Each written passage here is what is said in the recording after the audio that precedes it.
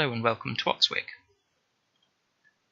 What you're seeing on screen is the town centre of Oxwick, which you can see is broadly based on a grid pattern. The reason for this is that Oxwick is a Roman fort which was turned into a Saxon burh. What I'm showing on screen right now is just an overhead view of the town centre as it is once I've finished laying out some of the things in this episode, and I'm highlighting the areas which are of interest to us right now. As you can see, the layout of the fort is a familiar grid pattern, with a crossroads in the centre. The Roman military camp was usually laid out like this. The burh is far more spread, and it's much harder to see a distinctive pattern to it. Other than that, it was clearly reusing the Roman walls. It also covers more of the top of the hill, but that's because it was a fortified settlement, rather than just a military camp, unlike the Roman town. The burhs were originally started by King Alfred the Great, who was trying to make an effort to reduce the effectiveness of Viking raids. The idea was that towns were enclosed with defendable walls. This worked, and anyone who didn't build themselves a burh tended to find out the hard way that they were a pretty good idea. The idea was that there should be one within a day's walk of every person in the Kingdom of Wessex, and they soon spread to other parts of what is now England too. In this, the second episode, I'm going to be looking at designing and building a chunk of the medieval core. It's not something we're going to finish, certainly not this episode, but I'm not going to be returning to it for a little while either, because it's very time consuming and requires a lot of thought to go into the placement of each and every building, which I'm sure you're going to see in this episode. I'm also not entirely sure I've got the full story yet, and once I've worked out what that story looks like, I'll be able to develop the town a bit further in the centre. If you have any ideas for what I can do, please put it in a comment below, and I'm really keen to hear ideas.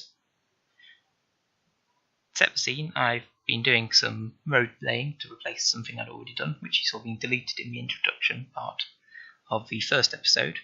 I've also decided that the focus for this little section of the town centre, in order to make it more medieval in layout, is to focus on the parish church. A lot of settlements coalesced around their parish churches, but a number also had the parish churches placed into them.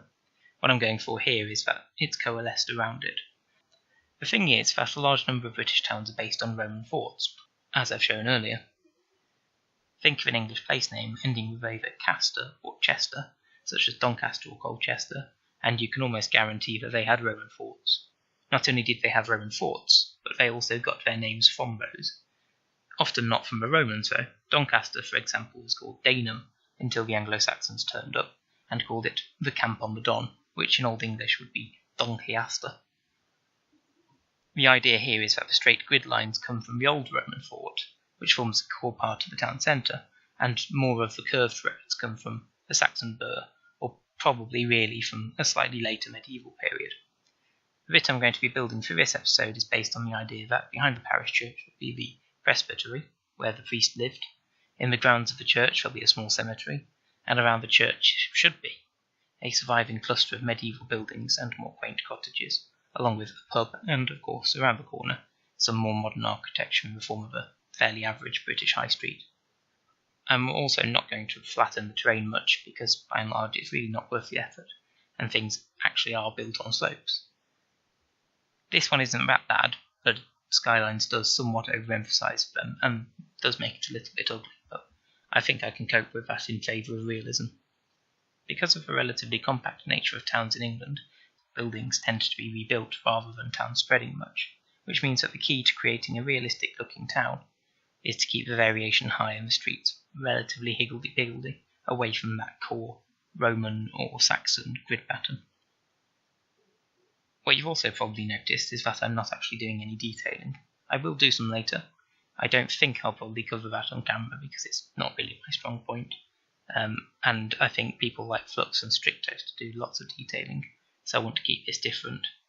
More in the style of the Infrastructurist and others. Links to all of them in the description for this video. So thanks for watching. If you like this video, like it, leave a comment, subscribe obviously, and we'll just close it out with some music.